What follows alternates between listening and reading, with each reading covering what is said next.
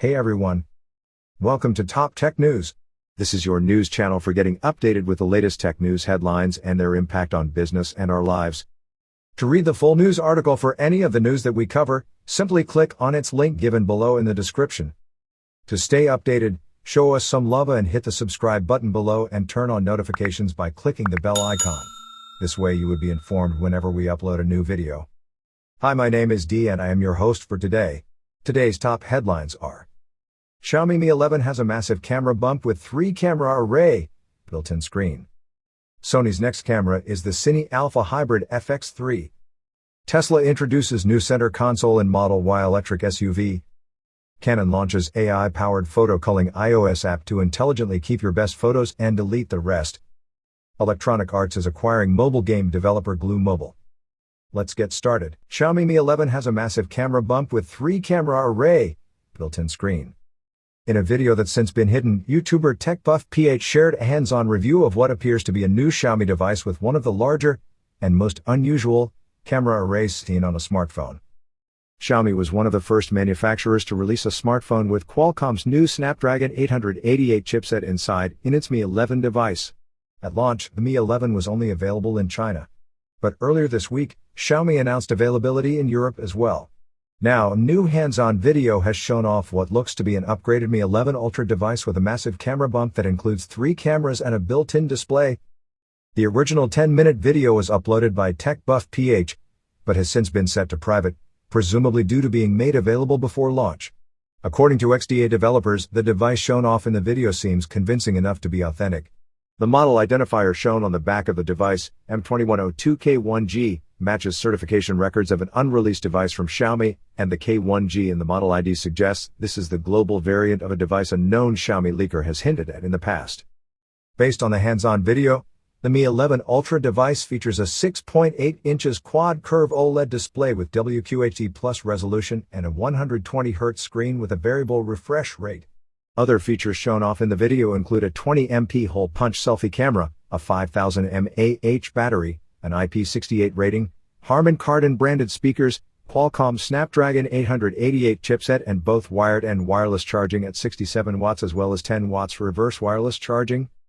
As for the cameras, well, the entire array almost looks as though you stuck an entire smaller phone on the back of the Mi 11 Ultra. The bump is as pronounced as any seen on a smartphone and it manages to pack plenty of shooting power inside, based on the specifications described by the reviewer. According to the video, the devices have 50MP main, 48MP wide-angle and 48MP periscope-style optical zoom camera modules. As you can see in the images, the camera specification text on the two devices varies, but as XDA developers points out, it's possibly these are prototypes. The black model reads 120x, 12 to 120mm 1:1.95 to 4.1 AI camera, while the white model reads 120x Ultra Pixel AI camera. No specifications are given for the smaller screen built into the camera array, but it's clear from the video the display is capable of running effectively any app the main display is running. That said, its most obvious purpose is to be used as a live view screen for composing and capturing shots using the more powerful rear-facing cameras. There's no information on availability or pricing for this device, but considering there are units in the hands of reviewers, it's unlikely we'll have to wait long to find out. Sony's next camera is the Cine Alpha Hybrid FX3. A pair of photos have emerged that appear to show Sony's next camera, depicting a look that combines the body profile of the Alpha series with cinema camera buttons. Called the FX3, it shares much in common with the design philosophy of the Blackmagic Pocket cinema camera. In the two images that have leaked online, one appears to show that the camera is far more than an idea and very likely currently in the field testing. The photo has been deleted by its original uploader but shared on Twitter. The text Cinemaline FX3 is visible on the top of the camera across from a traditional hot shoe mount and what appears to be a multi-directional joystick and a large record button. That joystick, which would normally be on the back of the camera, may have been relocated to make room for the much larger multi-angle rear LCD, which appears to be similar to the design found on the Panasonic Lumix S1H, which, while slightly bulkier, is considered one of the best vari-angle LCD designs in an SLR-like camera. The back of the FX3 appears to be otherwise quite similar to other Sony Alpha bodies. The main rectangle of the camera body seems to be made of metal and also clearly screw points, like a built-in cheese plate, for attaching the FX3 into larger camera rigs. The protruding hand grip has the typical still camera shutter button and tooth dial, but in the second leaked image, looks to be made of a different material than the rest of the body, likely plastic. The inclusion of that frontmost button would seem to indicate that the FX3 is designed to shoot still images as well as capture video, despite its cinema line designation. The entire package looks very compact and similar in size to the A7C or the A7 III, leading many to assume this is a full-frame compact cinema camera designed to compete directly against the S1H and Blackmagic Pocket Cinema camera, in which, as mentioned, the FX3 shares many design choices in common. Further unverified rumors claim the camera will record 4K at up to 120 frames per second, will not support 8K recording, will take CF Express Type A cards, like the A7S III and Alpha 1, and cost €3,750, about $4,600. Tesla introduces new center console in Model Y electric SUV. Late last year, Tesla launched a refreshed version of the Model 3 with several updated features. One of the biggest changes was a new center console between the two front seats. Tesla got rid of the piano black glossy finish and replaced it with a matte finish. Instead of having a phone charger added to the top section, it has now been embedded into the console's top section, which is now wrapped in the faux leather material around on all sides. The center section now slides open instead of with a flipping system in the previous version. That system has been known to be flimsy at times for some owners, while the new sliding system is more robust and less subject to staying open. The new center console was only integrated into the new Model 3 and not the Model Y, despite the fact that the two vehicles were sharing an interior prior to the changes. Now, a few months later, a keen-eyed observer found a few brand new Tesla Model Y cars at the Tesla Center in Rocklin, California, and they were equipped with the new center console. One of the vehicles was showing a build date of February 9, 2021, which can give us an indication of around when Tesla made the change in the Model Y.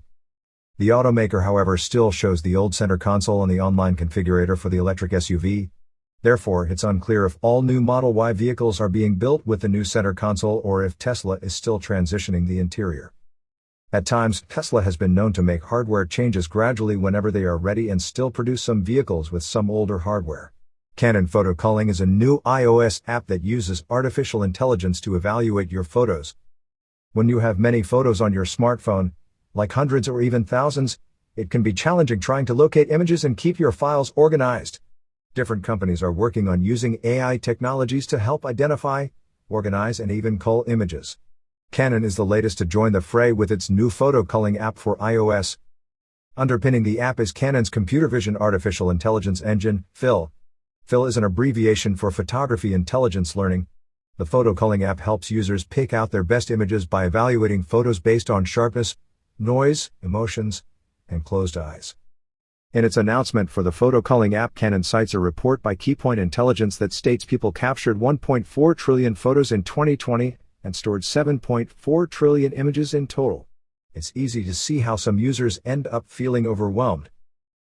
The app includes two culling options. The first is whole culling, which determines the best photos by scoring against the four models: sharpness, noise, emotions, and closed eyes. The user can set a score threshold, and the app will recommend that any images below that threshold be deleted. The second option, similar culling, organizes similar images into groups and identifies the group's first and second best images. The rest of the images are marked for culling. Canon gives an example of a user selecting 20 total images, 10 photos of a dog and 10 sunset photos. The app will automatically sort the images into two groups and identify the best dog photo and best sunset photo of the bunch. In addition to culling features, the app offers additional organizational features. The app shows users its total photo count and storage. Further, the Photo Culling app features dynamic event albums. The app categorizes and places images into albums based on events or dates throughout the year. Albums with large numbers of photos will be recommended for culling evaluation. The app also includes dark and light mode options. If you want to evaluate your images, the app can give each of your photos a unique score. Users can also adjust how the individual scoring parameters are weighted when generating a final score. You can also use the app to find images captured on specific dates quickly. Canon's new iOS app only supports JPG files and images captured with your smartphone's camera. The app is available now and includes a 3-day free trial. If you want to use the app beyond this trial period, you will need to subscribe monthly or annually. A monthly subscription is $2.99 per month, and an annual subscription costs $14.99. Electronic Arts is acquiring mobile game developer Glu Mobile. Electronic Arts will acquire mobile game developer Glu Mobile in a deal worth $2.4 billion.